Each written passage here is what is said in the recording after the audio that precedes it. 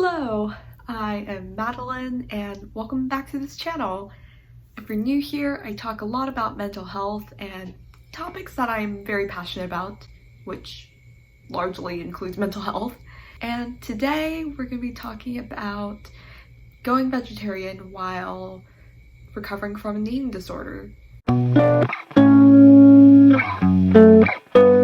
Before I get into this video, I want to make a disclaimer that I'm speaking purely out of my own experiences and kind of dabbling into anecdotal evidence that I've seen from friends who have a little bit to say in this regard, but ultimately this is a discussion for you and your dietitian or your personal care practitioner to have in order to best tailor to your unique needs. I don't think it's right for anyone really to say you have to eat a certain way or you must live a certain way. I think that these professionals should be able to suggest you and better guide you, but ultimately this is a decision that you yourself should make, and especially not make just because some random girl without credentials on the internet told you to try cutting out meat. With that being said, to the video. Is this the right way? Or is it I also do want to preface this video by saying, this might be triggering. I'm not going to mention specific numbers, like specific calories or anything like that, but there will be some mention of calorically dense foods versus non. So if that kind of talk is bothersome, then please feel free to click out of this video. And 2, I realize that I come from a really privileged place of being socially and economically stable and also being food secure. Ultimately, as cliche as it is, you need to do what's best for you, and if getting nutrition from non-vegan or non-vegetarian sources is one of the only ways that you can get nutrition, that nutrition is better than no nutrition. And I'm not going to pretend that meat alternatives, easily perishable foods are all accessible, because I know that that is not the case. And this is an inequity that we need to address. That being said, I do believe that there are some who are interested in making the change to reducing meat and are in a position to do so, from tips that have helped me stay vegetarian and lead a lifestyle that better matches my personal beliefs and morals. The first thing that I want you to ask yourself, which chances are you've probably already asked, but really think about your why. Why do you want to be vegetarian or vegan? Even if your main answer isn't to be in a smaller body, if that pops up anywhere, I would urge you to take extra precautions and to really tune in with yourself between small changes and see how you're feeling. I think it's really naive and irresponsible to advocate for everyone to turn vegan overnight or vegetarian overnight. These are restrictive diets. I mean, if you're cutting out meat or dairy, you're limiting the number of options you have available. And of course, this can be done in a well-balanced and nutritious way, but these dietary guidelines can also serve as a framework for future food rules, further restrictions. Your main concern should be, what's the best that I can do given where I'm at? The important part being, given where I'm at. And it's okay if the answer is reducing the amount of meat that you have from 7 days a week to 6 days a week. It might mean that you need to continue challenging your fear foods that involve meat, and that at a later time, maybe your relationship with food heals to the point where you can give vegetarian or veganism a shot. This answer is so unique to so many different people, and I wish that I could give you a less wishy-washy answer than just make gradual changes and see kind of where you are. But ultimately, that's all I can say as a stranger on the internet. I think a massive problem in vegetarian and vegan communities is that there's an all or nothing mentality that runs far too rampant, where either you're a full-out carnivore or you're eating grass instead of mowing your lawn. Like, there's no in between. And I think that, again, it's important for people to make the changes that they can given their circumstances. I saw this one tweet where someone was saying, like, I would be vegetarian if I could give up bacon, and then someone commented, then give up all meat except for bacon. I mean, I would hope that your protein sources are a little more diverse than just bacon, but the point still stands. You don't have to be a full-out vegetarian in order to make more conscious purchasing decisions or dietary choices. This is something that I think needs to be emphasized, and why I'm such a strong proponent for not just people with a history of disordered eating or eating disorders to make smaller changes, but anyone really, because again, being vegetarian or vegan can lead to a framework that leads to disordered eating or eating disorders. But when done properly, it can be a sustainable lifestyle, and I think one of the biggest ways to ensure success in the sustainable lifestyle is to increment feasible changes, but consistent changes. I mean, that's why so many crash diets fail, because you're essentially pulling the rug out under you and expecting some kind of habit or stability to form. And although being vegetarian or vegan isn't a crash diet, I think that a similar thing could be said for people who go from eating a fairly balanced omnivorous diet to all of a sudden going fruitarian. I don't know what I'm talking about. Another thing that I think is really helpful in shifting from being omnivorous to being more plant-based is shifting your focus from restricting or cutting out certain foods to incorporating new foods. And this is still something that I'm practicing, especially regarding dairy or in dairy alternatives. I know that's really easy to kind of think that if you're a vegetarian, you have to just eat sad leaves with a little bit of apple cider vinegar, maybe. And even if you know that that's not the case, and even though there are tons of vegan alternatives to things like chicken nuggets, burgers, and whatnot, it can still feel really easy to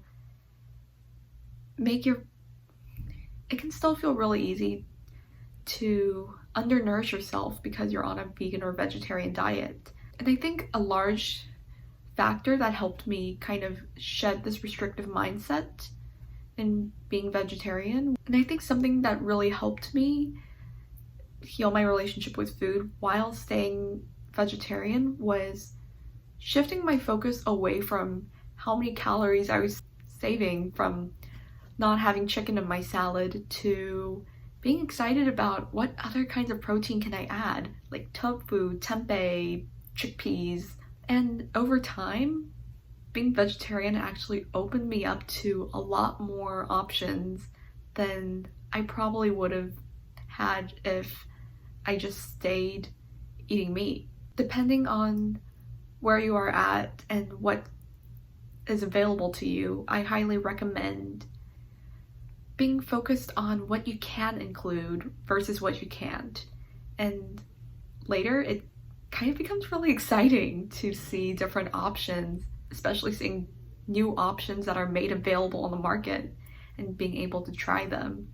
Surprisingly for me, my eating disorder voice actually pushed for me to not be vegetarian while I was in recovery than my recovery voice did.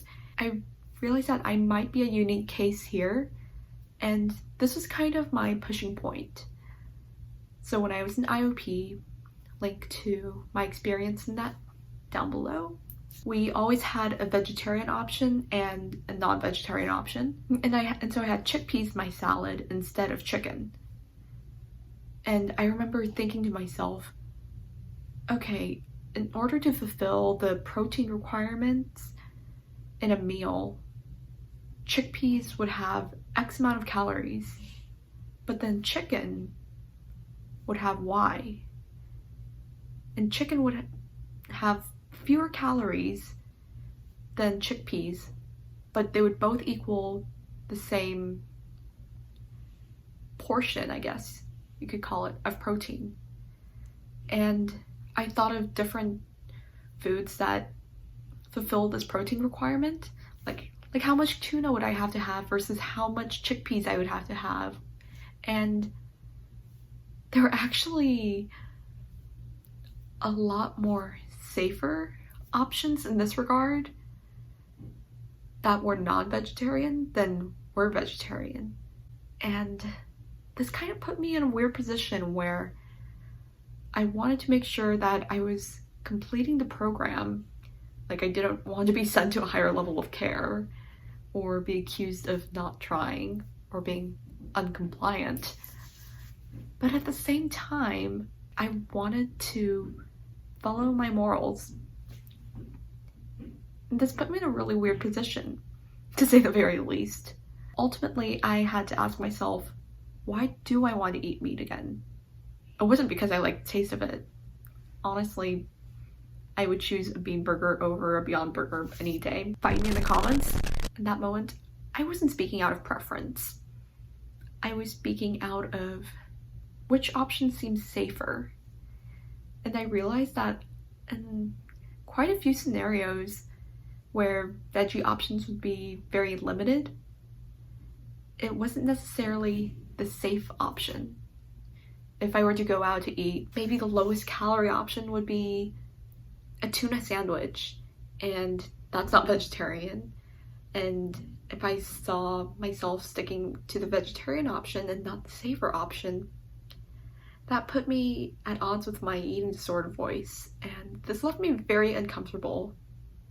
And this was something that I had to talk about with my therapist, my dietitian, and ultimately myself. Ultimately, of course, since I'm making this video, I came to the conclusion that it's more important for me to stay true to my core beliefs than it is to eat the fewest number of calories possible.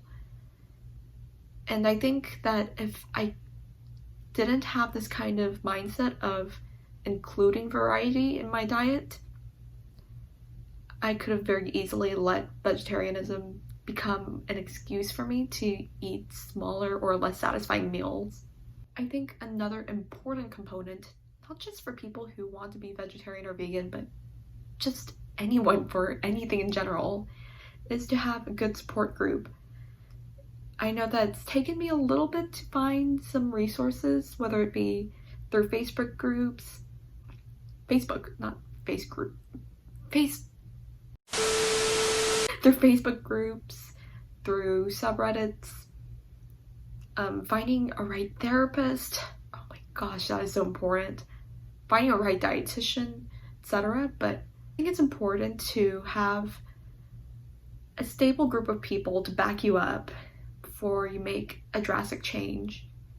This goes out for anyone, but especially so in this context. I'm very fortunate that my dietitians that I had both respected my choice to be a vegetarian and also recognized how to work around those dietary restrictions, if you will, and also continued to challenge me in the kinds of food that I was eating and making sure that I wasn't using being vegetarian as an excuse to not eat a fulfilling, balanced meal. And I think that it's really important to have different people hold you accountable, because maybe you don't think that you're restricting, but other people might be able to help keep you on your toes.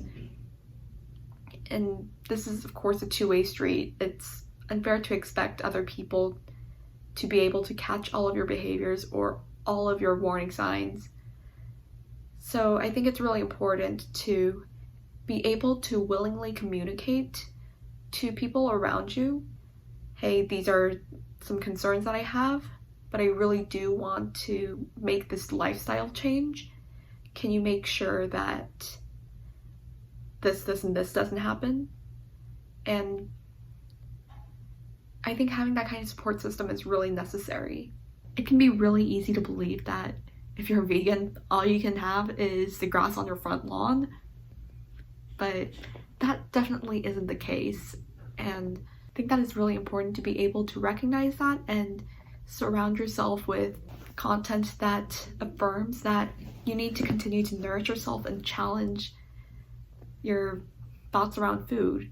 One of my favorite sources is Pickup Line. She's a vegan blogger and a dietitian, and she's just amazing. I love her channel. And again, this is pretty general advice of following people who encourage you and uplift you rather than people who make you feel bad about yourself. But I think that this is especially true for wanting to go vegan or vegetarian, because it can be really easy to fall into the mindset that these diets have to be super restrictive to just the grass on your front lawn. That's not the case. A nice visual for me, kind of, because I'm a pretty visual learner, is the plate method. And this has really helped me kind of ensure that I'm incorporating everything that needs to be incorporated in a meal. So I'll leave a few links to that down below, and I'll probably pop an image of the plate method right here. But essentially, whenever I make a meal, I ask myself, okay, do I have a source of carbs? Do I have a source of fruit and veg, protein, fats, etc.? I think that this is a really helpful tool in ensuring that you are getting the right kind of nutrition out of your meals and not just cutting out stuff. Another thing that I think is really helpful is keeping track of your fear foods and foods that you consider to be bad or untouchable, and keeping an eye out on that. I think that it's really important to be able to be honest with yourself in creating that list and being able to at least be comfortable with these options, assuming that you weren't vegetarian or vegan. And overall, I think a really important thing to remember is that this isn't a now or never thing. You can, at a later time, when you're more stable, become vegan or vegetarian. In fact, for me personally, I want to be at a point where I don't put cheese on my Chipotle bowl, not because I'm scared of the unnecessary calories, but because that just aligns with my personal morals. Unfortunately, I'm not at that place now, and that does make me a little sad. But just like anyone else, I need to be doing the best that I can given my own current situation. And again, that looks different on everyone. Maybe for you, it means having meatless Monday dinners or having beans along with chicken. I don't know. Again, this is something that you need to kind of experiment with, and if at all possible, please under the guidance of a professional. But these are tips that personally helped me and I hope resonate with other people. If you want to see more content like this, please comment down below, and as always, please take care and stay safe. And I'll see you next time. Bye.